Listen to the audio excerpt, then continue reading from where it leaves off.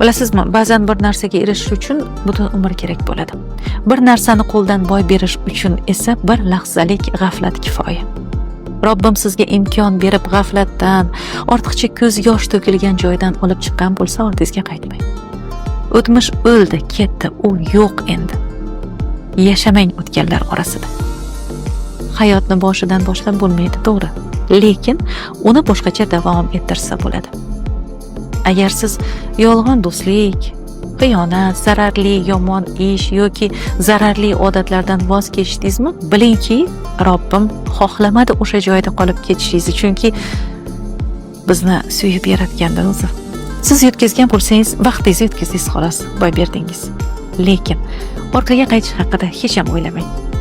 To'g'ri, kelajakda o'z vaqtida sizga kerakli imkoniyat darhol paydo bo'lmasligi mumkin, lekin taslim bo'lmang.